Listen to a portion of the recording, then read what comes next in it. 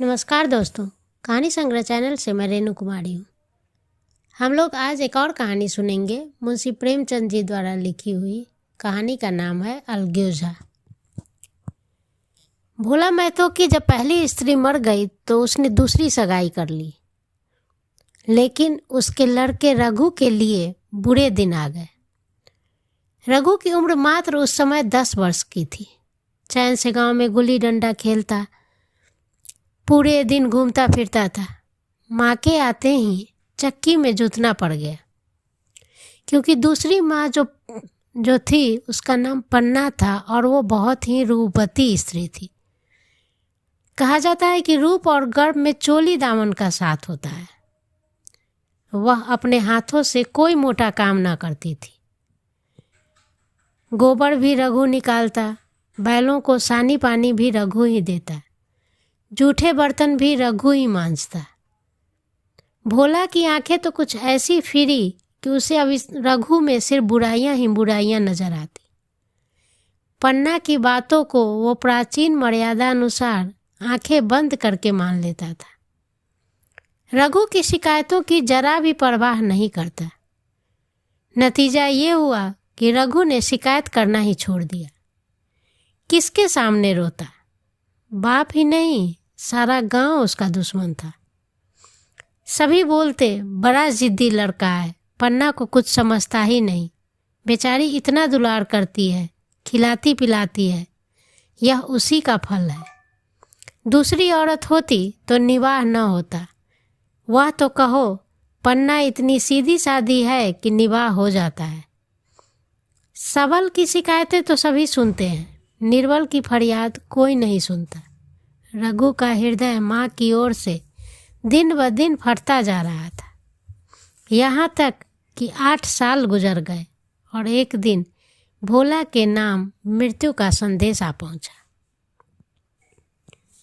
पन्ना के 4 बच्चे थे, 3 बेटे और 1 बेटी। इतना बड़ा खर्च और कमाने वाला कोई नहीं। रघु अब क्यों पूछने लगा? यह मानी हुई बात थी। अपनी स्त्री लाएगा और अलग रहेगा। स्त्री आकर और भी आग लगाएगी। पन्ना के चारों ओर अंधेरा ही अंधेरा दिखाई देने लगा।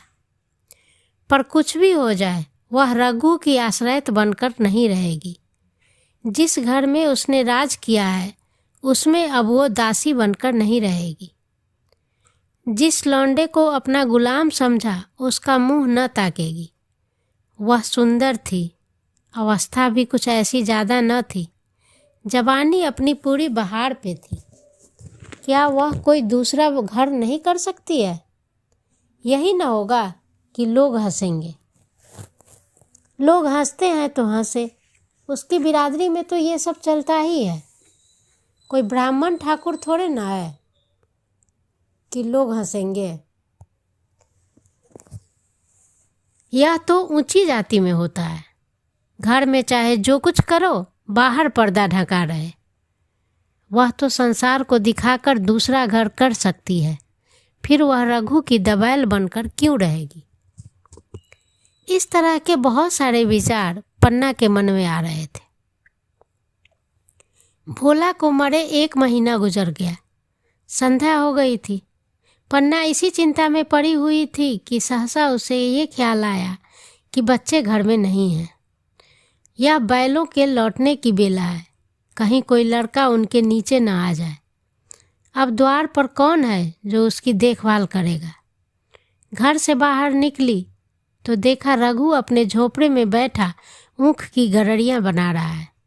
तीनों लड़के उसे घेरे खड़े हैं और छोटी लड़की गर्दन में हाथ डाले उसकी पीठ पर सवार होने की चेष्टा कर रही है।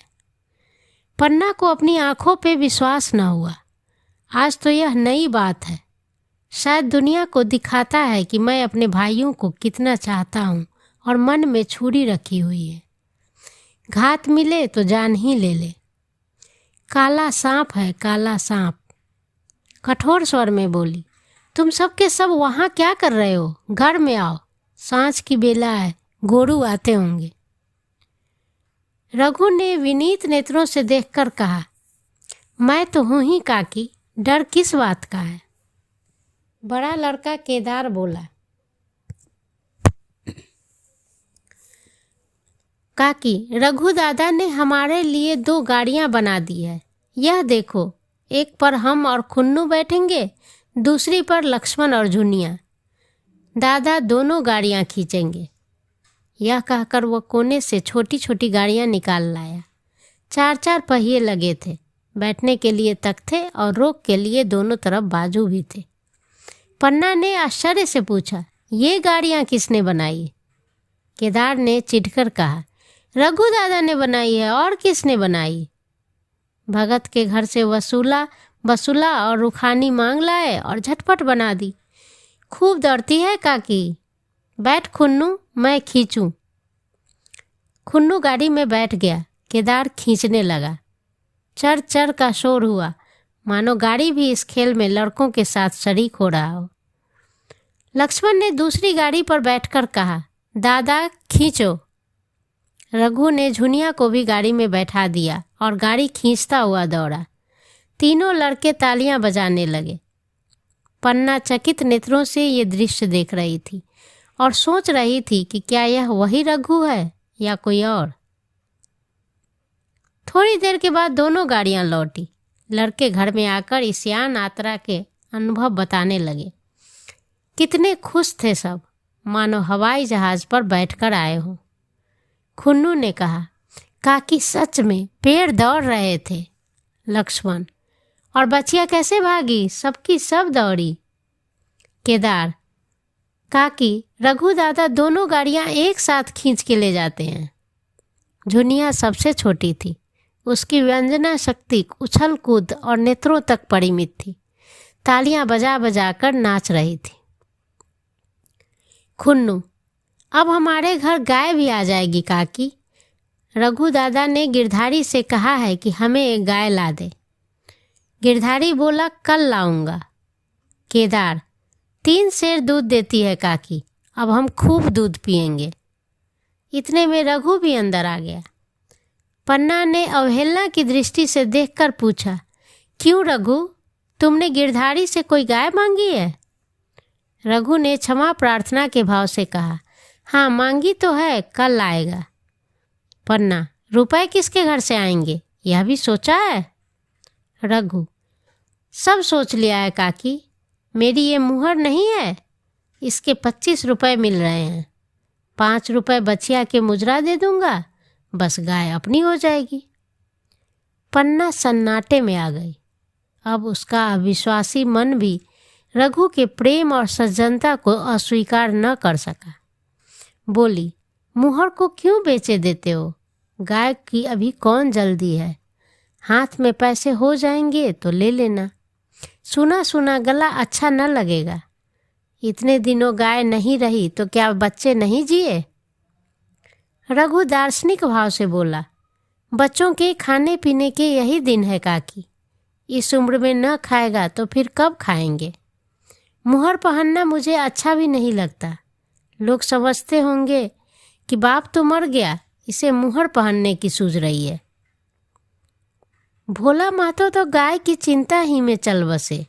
न रुपए आए और न गाय मिली। मजबूर थे।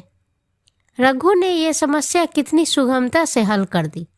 आज जीवन में पहली बार पन्ना को रघु पर विश्वास आया।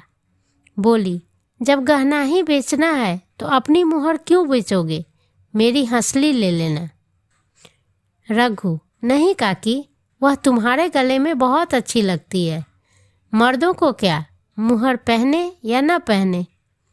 पन्ना, चल, मैं बूढ़ी हुई, मुझे अब हंसली पहनकर क्या करना है?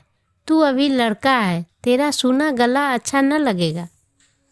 रघु मुस्कुराकर बोला, तुम अभी से कैसे बूढ़ी हो गई? गांव में कौन तुम्हारे बराबर है? रघु की सरल आलोचना ने पन्ना को लज्जित कर दिया। उसके रूखे मुरझाए मुख पर प्रसन्नता की लाली दौड़ गई। 5 साल गुजर गए। रघु का सा मेहनती, ईमानदार, बात का धनी दूसरा किसान गांव में न था। पन्ना की इच्छा के बिना कोई काम न करता। उसकी उम्र अब 23 साल की हो गई थी। पन्ना बार बार कहती, भैया बहू को विदा करा लाओ, कब तक नैहर में पड़ी रहेगी। सब लोग मुझे ही बदनाम करते हैं कि यही बहू को नहीं आने देती। मगर रघु टाल दे रहा था। कहता था अभी क्या जल्दी है। उसे अपनी स्त्री के रंग ढंग का कुछ परिचय दूसरों से मिल चुका था। ऐसी औरत को घर में लाकर वह अपनी शांति में बाधा नहीं डालना चाहता था। आखिर एक दिन पन्ना ने जिद करके कहा, तो तुम न लाओगे? कह दिया कि अभी कोई जल्दी नहीं है। तुम्हारे लिए जल्दी न होगी, मेरे लिए जल्दी है। मैं आज आदमी भेजती हूँ। पछताओगी काकी, उसका मिजाज अच्छा नहीं है। तुम्हारी बला से, जब मैं उससे बोलूँगी ही नहीं तो क्या हवा से लड़ेगी? रोटियां तो बना लेगी। मुझसे भीतर बाहर का दोनों काम नहीं होता। मैं आज बुला लेती हूँ। बुलाना चाहती हो तो बुला लो, मगर फिर यह ना कहना कि मेहरिया की को ठीक नहीं करता, उसका गुलाम हो गया है। ना कहूँगी, जाकर 2 साड़ियाँ और मिठाई लेकर आ। तीसरे दिन मुलिया मैके से आ गई। दरवाजे पर नगाड़े बजे, शहनाइयों की मधुर ध्वनि आकाश में गूंजने लगी। मुंह दिखावे की रस्म अदा हुई। वह इस मरुभूमि में निर्मल जलधारा थी। गेहुआ रंग था, बड़ी बड़ी नोकीली पलकें, कपोलों पर हल्की सुर्खी, आंखों में प्रबल आकर्षण। रघु उसे देखते ही मंत्र मुग्ध हो गया। प्रातःकाल पानी का घड़ा लेकर जब चलती तो उसका गेहुआ रंग प्रभात की सुनहली किरणों से कुंदन हो जाता। मानो उषा अपनी सारी सुगंध, सारा विकास और सारा उन्माद लिए मुस्कुराती चली आ रही। मुलिया मैके से ही जली भुनी आई थी। मेरा शौहर छाती फाड़कर काम करे और पन्ना रानी बनकर बैठे, उसके लड़के रईसजादे बनकर घूमे, मुलिया से ये बर्दाश्त न होगा। वह किसी की गुलामी न करेगी। अपने लड़के तो अपने होते ही नहीं, भाई किसके होते हैं? जब तक पर नहीं निकले हैं रघु को घेरे हुए हैं। ज्यों ही जरा सयाने होंगे पर झाड़ कर निकल जाएंगे, बात भी न पूछेंगे। उस दिन उसने रघु से कहा, तुम्हें इस तरह गुलामी करनी हो तो करो, मुझसे न होगी। रघु, तो फिर क्या करूं, तू ही बता। लड़के तो अभी घर का काम करने लायक भी नहीं है। मुलिया, लड़के रावत के हैं, तुम्हारे नहीं हैं। यही पन्ना है जो तुम्हें दाने दाने को तरसाती थी। सब सुन चुकी हूँ मैं लौंडी बनकर नहीं रहूँगी। रुपए पैसे का मुझे कुछ हिसाब नहीं मिलता। न जाने तुम क्या लाते हो और क्या खर्च करते हो। तुम समझते हो रुपए घर ही में तो है, मगर देख लेना तुम्हें जो एक भी फूटी कौड़ी मिलेगी। रघु, रुपए पैसे तेरे हाथ में देने लगूं तो दुनिया क्या कहेगी, यह तो सोच। मुलिया, दुनिया चाहे जो कहे, दुनिया के हाथों बिकी हुई नहीं हूँ। देख लेना, भार लीप कर हाथ काला ही रहेगा। फिर तुम अपने भाइयों के लिए मरो, मैं क्यों मरूं? रघु ने जवाब न दिया। उसे जिस बात का भय था वह इतनी जल्दी सिर पर आ पड़ेगी उसने सोचा भी न था। अब अगर उसने बहुत जिद किया तो साल 6 महीने और काम चलेगा। बस आगे यह डोंगा चलता नजर नहीं आ रहा था। बकरे की माँ कब तक खैर मनाएगी। एक दिन पन्ना ने महुए का सुखावन डाला। बरसात शुरू हो गई थी। बखार में अनाज गीला हो रहा था। मुलिया से बोली, बहू जरा देखती रहना, मैं तालाब से नहाऊं। मुलिया ने लापरवाही से कहा, मुझे नींद आ रही है, तुम बैठकर देखो। एक दिन न नहाओगी तो क्या हो जाएगा। पन्ना ने साड़ी उठाकर रख दी, नहाने न गई। मुलिया का वार खाली गया। कई दिन के बाद एक शाम को पन्ना धान रोप कर लौटी तो अंधेरा हो चला था। दिन भर की भूखी थी। आशा थी कि बहू ने रोटी बना रखी होगी, मगर देखा तो यहाँ चूल्हा ठंडा पड़ा हुआ था और बच्चे मारे भूख के तड़प रहे थे। मुलिया से आहिस्ते आहिस्ते से पूछा, आज अभी चूल्हा नहीं जलाई? केदार ने कहा। आज दोपहर को भी चूल्हा नहीं जलाई काकी, भाभी ने कुछ बनाया ही नहीं। पन्ना, तो तुम लोगों ने खाया क्या? केदार, कुछ नहीं, रात की रोटियां थी, खुन्नू और लक्ष्मण ने खाई, मैंने सत्तू खा लिया। पन्ना, और बहू? केदार, वह तो पड़ी सो रही है, कुछ भी नहीं खाया। पन्ना ने उसी वक्त चूल्हा जलाया और खाना बनाने बैठ गई। आटा गूंद रही थी और रोती जा रही थी। क्या नसीब है, दिन भर खेत में जलो, घर आओ तो चूल्हे के सामने जलो। केदार का 14वां साल था। भाभी के रंग ढंग देखकर सारी स्थिति समझ रहा था। बोला, काकी, भाभी अब तुम्हारे साथ रहना नहीं चाहती है। पन्ना ने चौंक कर पूछा, क्या कुछ कह रही थी? केदार, कहती कुछ भी नहीं, मगर है उनके मन में यही बात। फिर तुम क्यों नहीं छोड़ देती हो? जैसे चाहे रहे, हमारा भी तो भगवान है।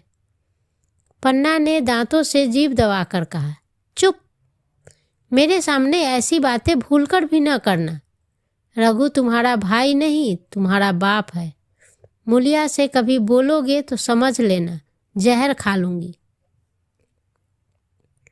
दशहरे का त्योहार आया। इस गांव से कोस भर पर एक पूर्वे में मेला लगता था। गांव के सब लड़के मेला देखने गए। पन्ना भी लड़कों के साथ चलने को तैयार हो गई, मगर पैसे कहाँ से आए? कुंजी तो मुलिया के पास थी। रघु ने आकर मुलिया से कहा, लड़के मेले जा रहे हैं, सबों को 2-2 आने पैसे दे दो। मुलिया ने त्योड़ियाँ चढ़ाकर कहा, पैसे घर में नहीं है। रघु, अभी तो तिलहन बिका था, क्या इतनी जल्दी रुपए उठ गए? मुलिया, हाँ उठ गए। रघु, कहाँ उठ गए, जरा सुनो तो। आज त्योहार के दिन लड़के मेला देखने नहीं जाएंगे? मुलिया, अपनी काकी से कहो पैसे निकाले, गाड़ कर क्या करेगी?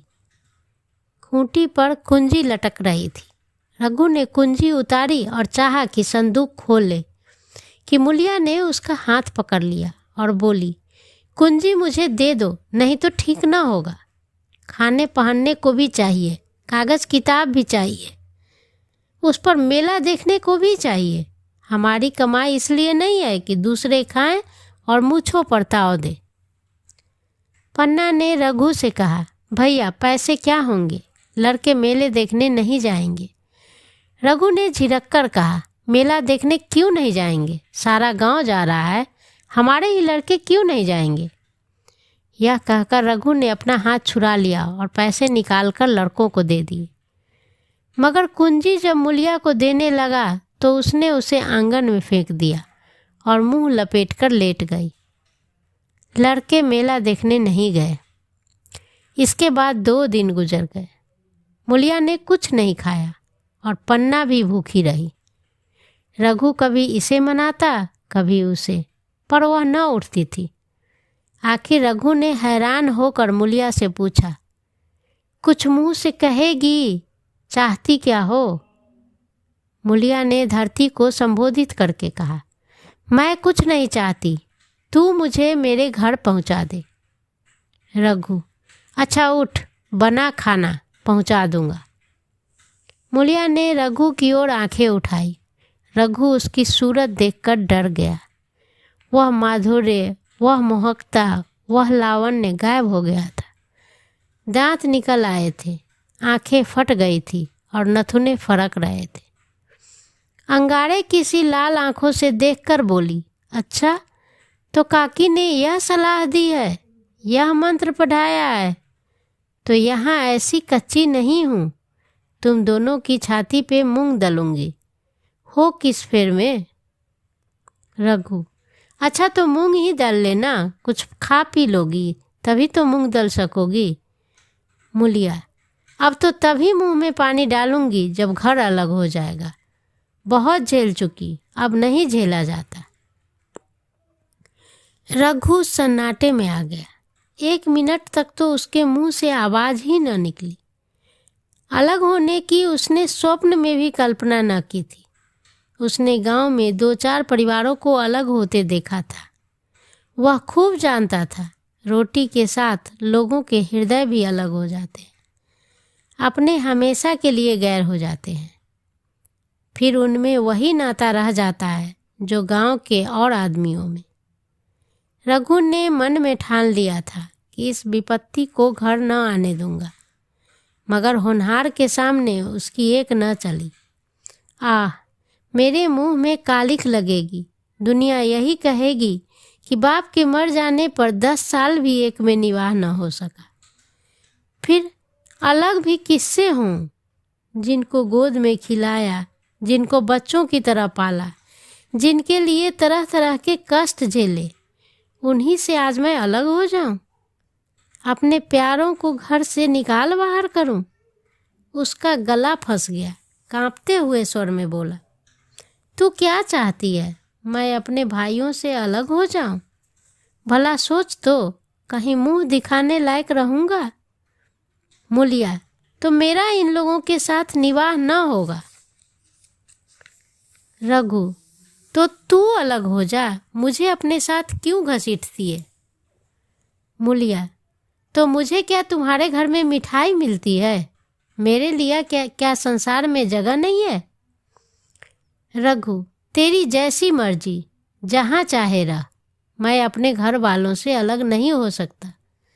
जिस दिन इस घर में 2 चूल्हे जलेंगे, उस दिन मेरे कलेजे के 2 टुकड़े हो जाएंगे।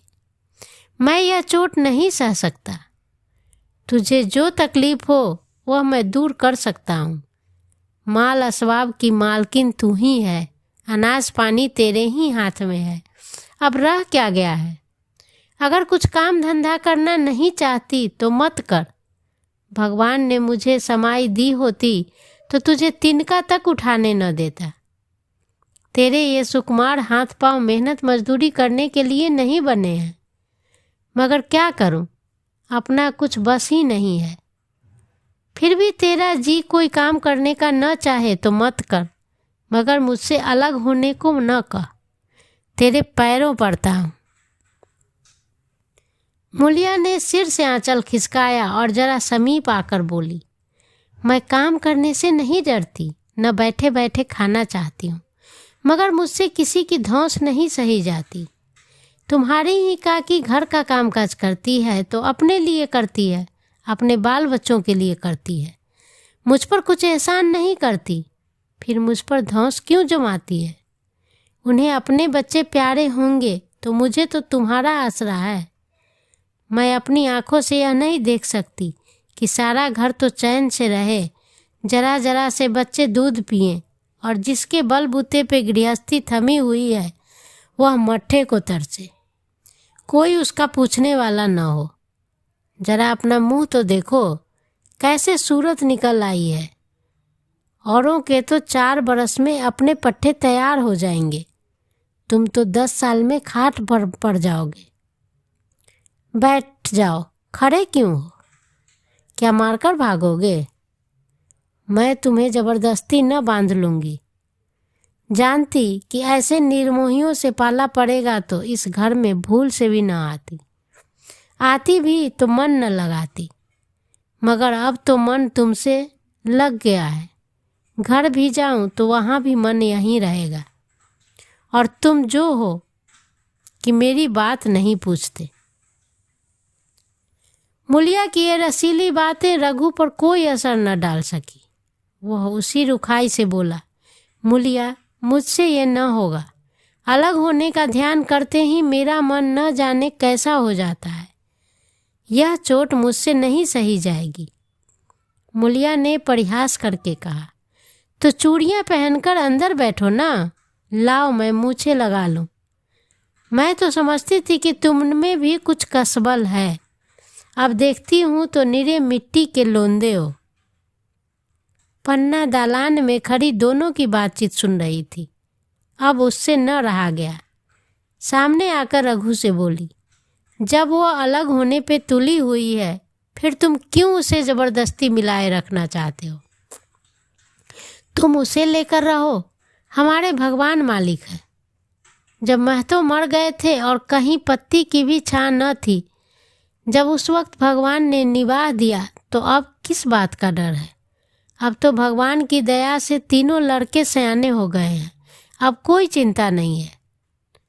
रघु ने आंसू भरी आंखों से पन्ना को देखकर कहा, काकी तू भी पागल हो गई है क्या? जानती नहीं 2 रोटियां होते ही 2 मन हो जाते हैं। पन्ना, जब यह नहीं मानती तो तुम क्या करोगे? भगवान की यही मर्जी होगी तो कोई क्या करेगा। प्रारब्ध में जितने दिन तक साथ रहना लिखा था उतने दिन रहे, अब उसकी यही मर्जी है। तुमने मेरे बाल बच्चों के लिए जो कुछ किया वह मैं नहीं भूल सकती। तुमने इनके सर पर हाथ न रखा होता तो आज इनकी न जाने क्या गति होती, न जाने किसके द्वार पर ठोकरे खाते होते, न जाने कहाँ कहाँ भीख मांगते फिरते। तुम्हारा जिस मरते दम तक गाऊंगी, तुम्हारा जस मैं मरते दम तक गाऊंगी। अगर मेरी खाल तुम्हारे जूते बनाने के काम आए तो भी मैं खुशी से दे दूंगी। चाहे तुमसे अलग हो जाऊं, पर जिस घड़ी तुम पुकारोगे कुत्ते की तरह दौड़ी आऊंगी। यह भूलकर भी न सोचना कि तुमसे अलग होकर मैं तुम्हारा बुरा चाहूंगी। जिस दिन तुम्हारा अनबल मेरे मन में आएगा उस दिन जहर खाकर मर जाऊंगी। भगवान करे तुम दूधो नहाओ पूतो फलो। मरते दम तक यही आशीष मेरे रोए रोए से निकलती रहेगी। और अगर लड़के भी अपने बाप के हैं तो मरते दम तक तुम्हारा पोष मानेंगे। यह कहकर पन्ना रोती हुई वहां से चली गई। रघु वहीं मूर्ति की तरह खड़ा रहा। आसमान की ओर टकटकी लगी थी और आंखों से आंसू बह रहे थे। पन्ना की बातें सुनकर मुलिया समझ गई कि अब अपने पौ बाड़ा है। चटपट उठी, घर में झाड़ू लगाया, चूल्हा जलाया और कुएं से पानी लाने चली। उसकी टेक पूरी हो गई थी। गांव में स्त्रियों के 2 दल होते हैं, एक बहुओं का और दूसरा सासों का। बहुएं सलाह और सहानुभूति के लिए अपने दल में जाती हैं, सासें अपने दल में। दोनों की पंचायतें अलग होती हैं। मुलिया को कुएं पर 2-3 बहुएं मिल गई। एक ने पूछा, आज तो तुम्हारी बुढ़िया बहुत रोद हो रही थी। मुलिया ने विजय के गर्व से कहा, इतने दिनों से घर की मालकिन बनी हुई है, राजपाट छोड़ते किसे अच्छा लगता है बहन। मैं उनका बुरा नहीं चाहती, लेकिन एक आदमी की कमाई में कहाँ तक बरकत होगी। मेरे भी तो यही खाने पीने पहनने ओढ़ने के दिन हैं, अभी उनके पीछे भरो, फिर बाल बच्चे हो जाए, उनके पीछे भरो, मरो, सारी जिंदगी रोते ही कट जाएगी। एक बहू, बुढ़िया यही चाहती है कि यह बस जन्म भर लौंडी बनी रहे, मोटा छोटा खाए और पड़ी रहे। दूसरी बहू, किस भरोसे पर कोई मरे, अपने लड़के तो पूछते ही नहीं, पराए लड़कों का क्या भरोसा। कल इनके हाथ पांव हो जाएंगे, फिर कौन पूछता है। अपनी अपनी मेहरिया का मुंह देखेंगे। पहले से ही फटकार देना अच्छा रहता है, फिर तो कोई कलंक भी न होगा। मुलिया पानी लेकर गई, खाना बनाया और रघु से बोली, जाओ नहा आओ, रोटी तैयार है। रघु ने मानो सुना ही नहीं, सिर पर हाथ रखकर द्वार की तरफ ताकता रहा। मुलिया, क्या कह रही हूँ, कुछ सुनाई दे रहा है? रोटी तैयार है, जाओ नहा के आओ। रघु, सुन तो रहा हूँ, क्या मैं बहरा हूँ? रोटी तैयार है तो जाकर खा ले, मुझे भूख नहीं है। मुलिया ने फिर कुछ नहीं कहा, जाकर चूल्हा बुझा दिया, रोटियां उठाकर छींके पे रख दी और मुंह ढककर लेट गई। जरा देर में पन्ना आकर बोली, खाना तो तैयार है, नहा धोकर खा लो, वह भी तो भूखी होगी। रघु ने झुंझलाकर कहा, काकी तू घर में रहने देगी कि मुंह में कालिख लगाकर कहीं निकल जाऊं? खाना तो खाना ही है ना, आज न खाऊंगा कल खा लूंगा, लेकिन अभी मुझसे न खाया जाएगा। केदार क्या अभी मदरसे से नहीं आया है? पन्ना, अभी तो नहीं आया, आता ही होगा। पन्ना समझ गई कि जब तक वह खाना बनाकर लड़कों को न खिलाएगी और खुद न खाएगी, रघु भी न खाएगा। इतना ही नहीं, उसने रघु से लड़ाई करनी पड़ेगी, उसे जली कटी सुनानी पड़ेगी, उसे ये भी दिखाना पड़ेगा कि मैं ही उससे अलग होना चाहती हूँ, नहीं तो वह इसी चिंता में घुल घुल कर प्राण दे देगा।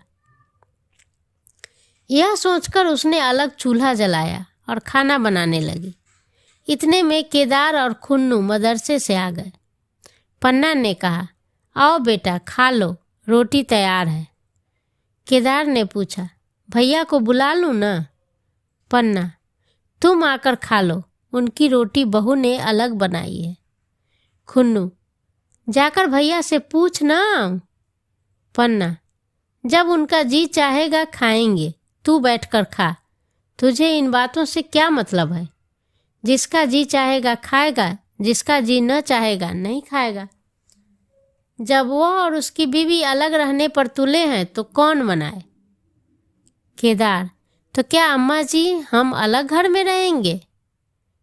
पन्ना, उनका जी चाहे एक घर में रहे, जी चाहे आंगन में दीवार डाल लें। खुन्नू ने दरवाजे पर आकर झांका।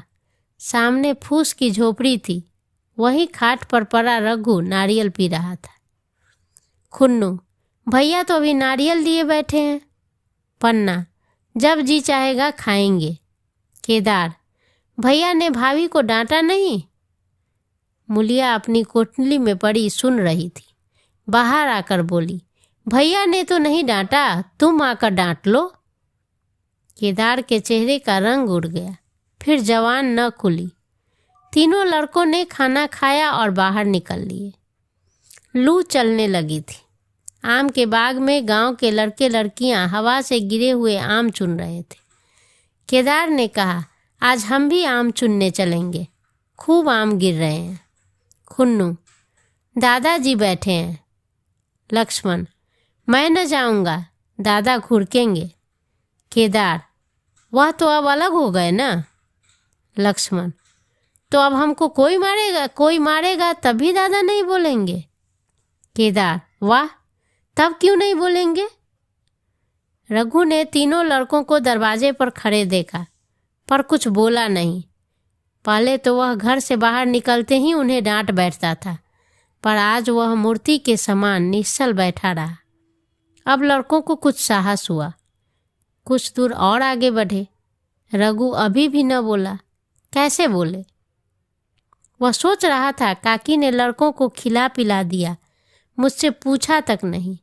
क्या उसकी आंखों पर भी पर्दा पड़ गया है? अगर मैंने लड़कों को पुकारा और वह न आए तो मैं उनको मार पीट तो सकूंगा। लू में सबके सब मारे मारे फिरेंगे, कहीं बीमार न पड़ जाए। उसका दिल महसूस कर रह जा रहा था, लेकिन मुंह से कुछ कह नहीं सकता था। लड़कों ने देखा कि यह बिल्कुल नहीं बोल रहे हैं तो निर्भय होकर चल पड़े। सहसा मुलिया ने आकर कहा, अब तो उठोगे कि अभी भी नहीं उठोगे? जिनके नाम पर फांका कर रहे थे उन्होंने मज़े से लड़कों को खिलाया और आप भी खा लिया। अब आराम से सो रही हैं। मोर पिया मोरी बात न पूछे, मोर सुहागिन नाव। एक भी तो मुंह से न फटा कि भैया खा लो। रघु को इस समय मर्मांतक पीड़ा हो रही थी। मुलिया के इन कठोर शब्दों ने घाव पर नमक छिड़क दिया। दुखित नेत्रों से देखकर बोला, तेरी जो मर्जी थी वही हुआ, अब जा ढोल बजा। मुलिया, नहीं, तुम्हारे लिए थाली परोसे बैठी है। रघु, मुझे चिढ़ा मत, तेरे पीछे मैं भी बदनाम हो रहा हूँ। जब तू किसी की होकर नहीं रहना चाहती तो दूसरे को क्या गरज है जो तेरी खुशामद करे? जाकर काकी से पूछ, लड़के आम चुनने गए हैं, उन्हें पकड़ लाऊं? मुलिया अंगूठा दिखाकर बोली, यह जाता है, तुम्हें 100 बार गरज हो जाकर पूछ लो। इतने में पन्ना भी भीतर से निकल आई। रघु ने पूछा, लड़के बगीचे में चले गए काकी, लू चल रही है। पन्ना, अब उनका कौन पूछने वाला है, बगीचे में जाएं, पेड़ पर चढ़ें, पानी में कूदें, मैं अकेली क्या क्या करूँगी। रघु, जाकर पकड़ लाऊं? पन्ना, जब तुम्हें अपने मन से नहीं जाना है तो फिर मैं जाने को क्यों कहूँगी। तुम्हें रोकना होता तो रोक ना देते, तुम्हारे सामने ही तो गए होंगे। पन्ना की बात पूरी न हुई थी कि रघु ने नारियल कोने में रख दिया और बाग की तरफ चला गया। रघु लड़कों को लेकर बाग से लौटा तो देखा मूलिया अभी तक झोपड़े में खड़ी है। बोला, तू जाकर खा क्यों नहीं लेती, मुझे तो इस बेला भूख नहीं है। मूलिया ऐंठकर बोली, हाँ भूख क्यों लगेगी, भाइयों ने खाया वो तुम्हारे पेट में ही तो गया होगा। रघु ने दांत पीसकर कहा, मुझे जला मत मूलिया, नहीं तो अच्छा न होगा। खाना कहीं भागा नहीं जा रहा, एक समय न खाऊंगा तो मर नहीं जाऊंगा। क्या तू समझती है घर में आज कोई छोटी बात हो गई है। तूने घर में चूल्हा नहीं जलाया, मेरे कलेजे में आग लगाई है। मुझे घमंड था कि चाहे कुछ भी हो जाए पर मेरे घर में फूट का रोग नहीं आएगा, पर तूने मेरा घमंड चूर कर दिया। प्रारब्ध की बात है। मूलिया तिनक्कर बोली, सारा मोह छो तुम ही को है, किसी और को नहीं। मैं तो किसी को तुम्हारी तरफ बिसुरते नहीं देख रही। रघु ने ठंडी सांस खींचकर कहा, मूलिया घाव पर नमक न छिड़क, तेरे ही कारण मेरी पीठ में धूल लगी है। मुझे इस गृहस्थी का मोह न होगा तो किसे होगा। मैंने ही तो इसे मरमर कर जोड़ा है। जिनको गोद में खिलाया वही अब मेरे पटीदार होंगे। जिन बच्चों को मैं डांटता था उन्हें आज कड़ी आंखों से भी नहीं देख सकता। मैं उनके भले के लिए भी कोई बात करूं तो दुनिया यही कहेगी कि अपने भाइयों को लूट रहा है। जा, मुझे छोड़ दे, अभी मुझसे कुछ भी नहीं खाया जाएगा।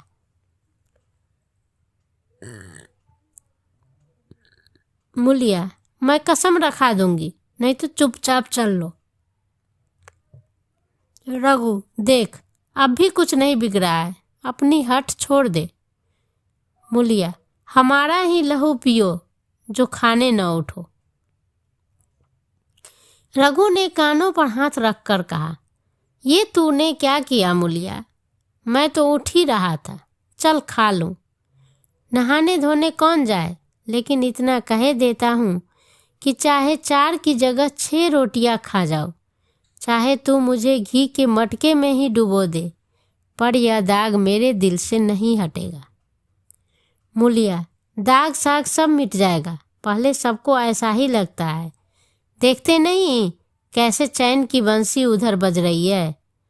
वह तो मना ही रही थी कि किसी तरह यह सब अलग हो जाए।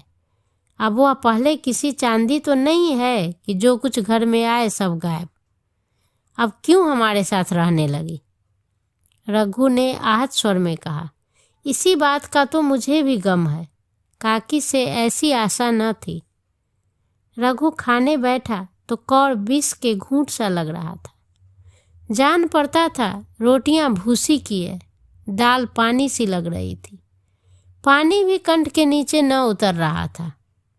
दूध की तरफ देखा तक नहीं, 2-4 ग्रास खाकर उठ गया, जैसे किसी प्रियजन के श्राद्ध का भोज हो। रात का भोजन भी उससे इसी तरह किया। भोजन क्या किया, कसम पूरी की। रात भर उसका चित्त उद्गिन रहा। एक अज्ञात आशंका उसके मन पर छाई हुई थी, जैसे भोला महतो द्वार पर बैठा रो रहा हो। कई बार चौंक कर उठा, ऐसा जान पड़ा भोला उसकी ओर तिरस्कार की आंखों से देख रहा है। वह दोनों जून का भोजन करता, पर जैसे शत्रु के घर। भोला की शोकमग्न मूर्ति आंखों से न उतरती थी। रात को उसे नींद न आती। वह गांव में निकलता तो इस तरह मुंह चुराता, सिर झुकाए हुए निकलता मानो गो हत्या की हो। 5 साल गुजर गए। रघु अब 2 लड़कों का बाप था। आंगन में दीवार खिंच गई थी, खेतों में मेरे डाल दी गई थी और बैल बछिए बांट लिए गए थे।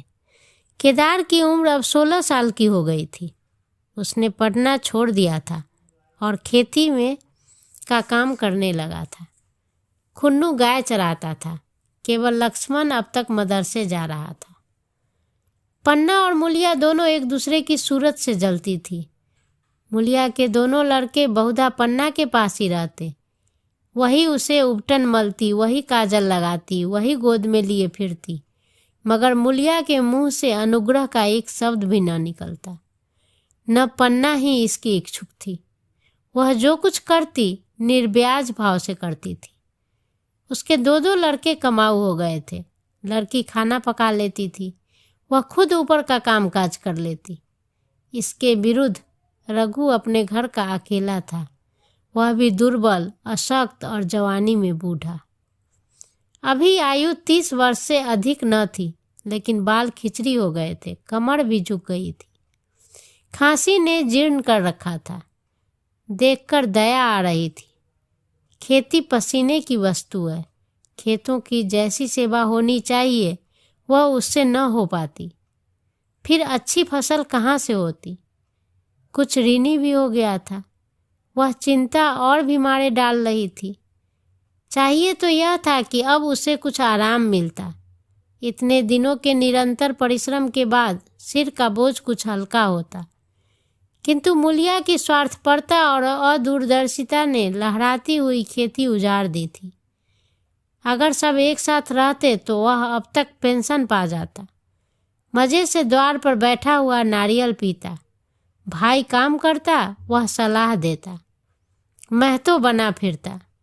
कहीं किसी के झगड़े चुकाता, कहीं साधु संतों की सेवा करता। पर वह अवसर हाथ से निकल गया। अब तो चिंता भार दिन ब दिन बढ़ता जा रहा था। आखिर उसे धीमा धीमा ज्वर रहने लगा। हृदय शूल, चिंता, कड़े परिश्रम और अभाव का यही पुरस्कार है। पहले कुछ परवाह न की, समझा आप ही अच्छा हो जाएगा, मगर कमजोरी बढ़ने लगी तो दवा की फिक्र हुई। जिसने जो बता दिया खा लिया। डॉक्टरों और वैद्यों के पास जाने की सामर्थ्य कहाँ, और सामर्थ्य भी होती तो रुपए खर्च कर देने के सिवा नतीजा ही क्या था। जीर्ण ज्वर की औषधि आराम है और पुष्टिकारक भोजन। न वह बसंत मालती का सेवन कर सकता था, न आराम से बैठकर बलवर्धक भोजन कर सकता था। कमजोरी बढ़ती ही चली गई। पन्ना को अवसर मिलता तो वह आकर उसे तसल्ली देती, लेकिन उसके लड़के अब रघु से बात भी न करते थे। दवा दारू तो क्या करते, उसका और मजाक उड़ाते। भैया समझते थे कि हम लोगों से अलग होकर सोने की ईंट रख लेंगे।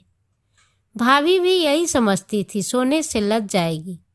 अब देखो कौन पूछता है। सिसक सिसक कर न मरे तो कह देना। बहुत हाय हाय भी अच्छी नहीं होती। आदमी उतना ही काम करे जितना हो सके, यह नहीं कि रुपए के लिए जान ही दे दे। पन्ना कहती, रघु बेचारे का क्या दोष है। केदार कहता, चल मैं खूब समझता हूँ। भैया की जगह मैं होता तो डंडे से बात करता। मजाल था कि औरत यूँ जिद करती। यह सब भैया की चाल थी, सब सधी बधी बात थी। आखिर एक दिन रघु का टिमटिमाता हुआ जीवन दीपक बुझ गया। मौत ने सारी चिंताओं का अंत कर दिया। अंत समय उसने केदार को बुलाया था, पर केदार को ऊँख में पानी देना था। डरा कि कहीं दवा के लिए न भेज दें, बहाना बना दिया। मुलिया का जीवन अंधकारमय हो गया। जिस भूमि पर उसने मंसूबों की दीवार खड़ी की थी, अब नीचे से खिसक गई थी। जिस खूंटे के बल पे वे उछल रही थी, वह उखड़ गया था।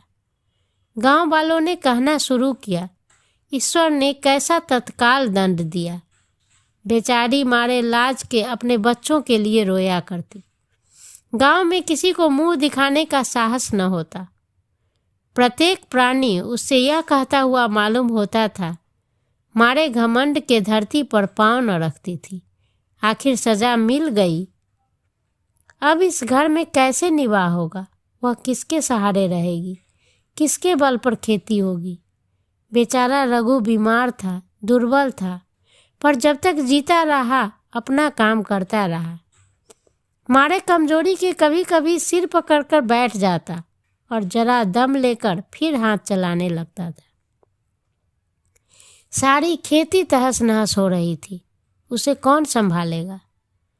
अनाज की डांठें खलिहान में पड़ी थी, ऊख अलग सूख रही थी, वह अकेली क्या क्या करेगी। फिर सिंचाई अकेले आदमी का तो काम नहीं, 3-3 मजदूरों को कहाँ से लाएं। गांव में मजदूर भी तो नहीं मिलते। आदमियों के लिए खींचातानी हो रही थी, क्या करे क्या न करे। इस तरह 13 दिन बीत गए। क्रियाकर्म से छुट्टी मिली। दूसरे ही दिन सवेरे मुलिया ने दोनों बालकों को गोद में उठाया और अनाज मारने चल दी। खलिहान में पहुंचकर उसने एक को तो पेड़ के नीचे घास के नरम बिस्तर पर सुला दिया और दूसरे को वहीं बैठाकर अनाज मारने लगी। बैलों को हाँकती और रोती जा रही थी। क्या इसीलिए भगवान ने उसको जन्म दिया था? देखते देखते क्या से क्या हो गया।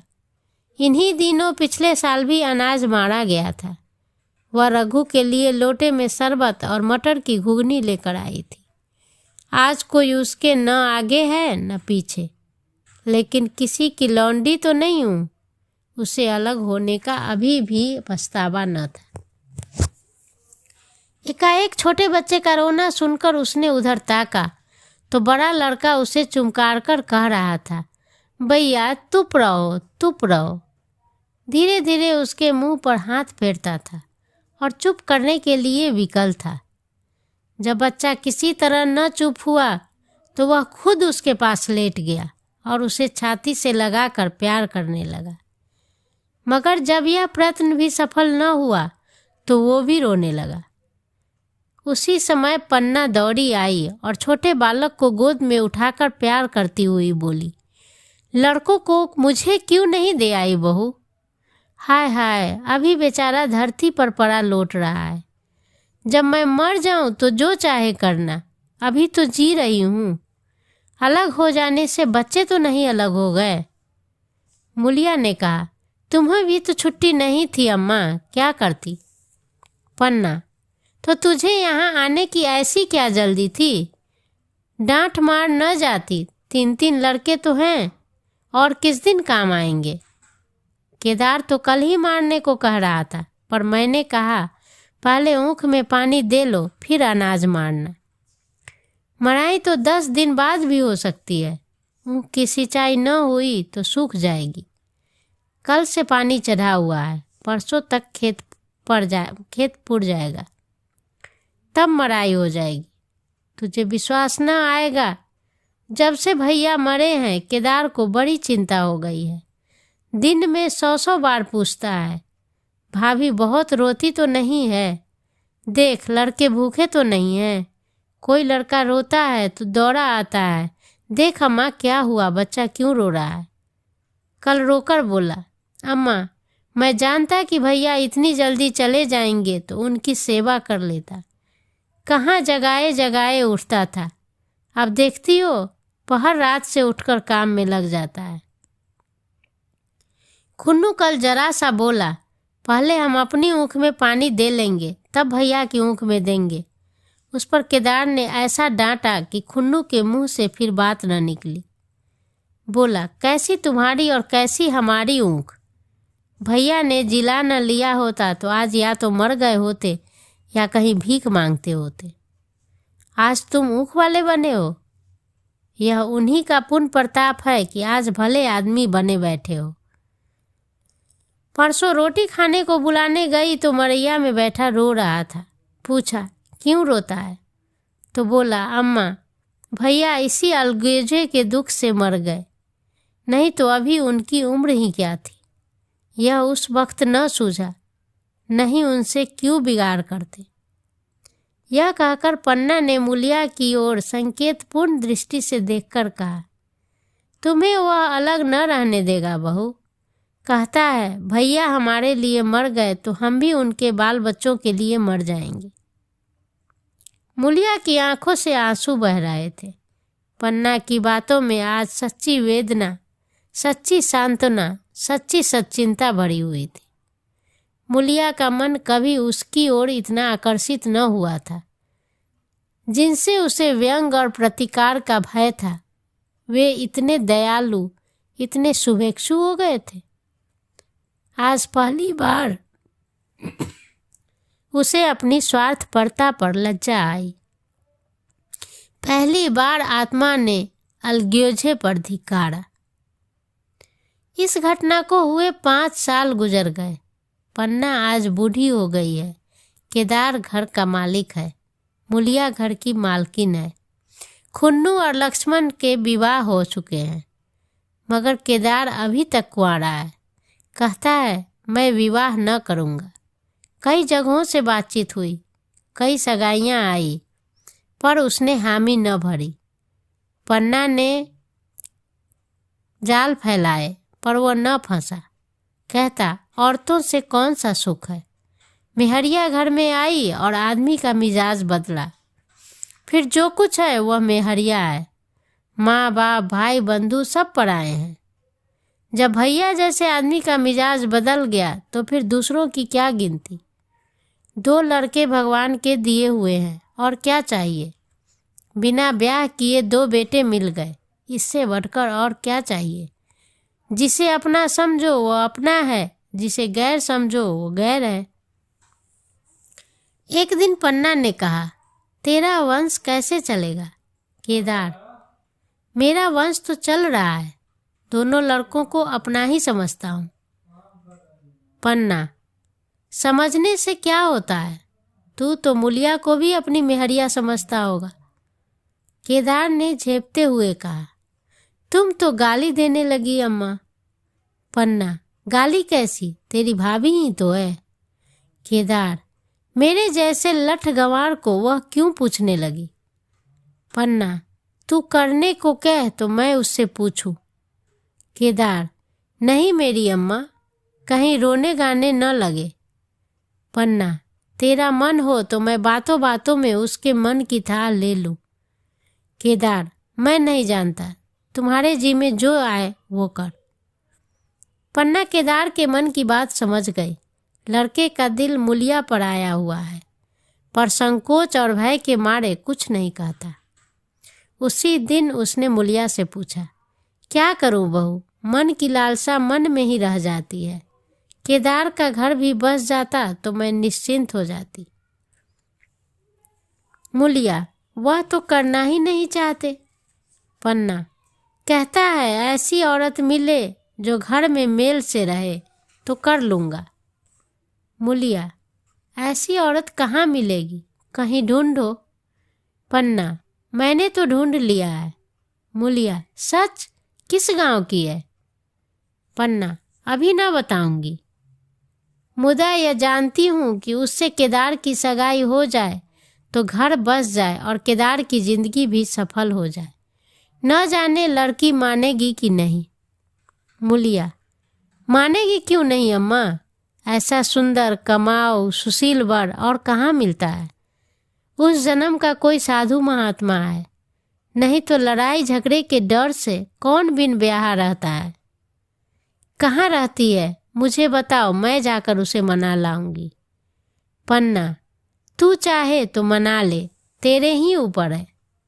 मूलिया, मैं आज ही चली जाऊंगी अम्मा, उसके पैरों पड़कर मना कर लाऊंगी। पन्ना, तो बता दूं वह कौन है। हाँ हाँ, वह तू ही तो है। मूलिया लजाकर बोली, तुम भी अम्मा गाली दे रही हो। पन्ना, गाली कैसी, देवर ही तो है। मूलिया, मुझ जैसी बुढ़िया को वो क्यों पूछेंगे। पन्ना, वह तुझी पर दांत लगाए बैठा है, तेरे सिवा कोई और उसे नहीं भा रहा। डर के मारे कहता नहीं, पर उसके मन की बात मैं जानती हूँ। वैधव्य के शोक से मुरझाया हुआ मूलिया का पीत वदन कमल की भांति अरुण हो उठा। 10 वर्षों में जो कुछ खोया था उसी एक क्षण में मानो ब्याज के साथ मिल गया। वही लावण्य, वही विकास, वही आकर्षण, वही लोच। आपको मेरा ये वीडियो पसंद आए तो मेरे वीडियो को लाइक करें, सब्सक्राइब करें और शेयर करें।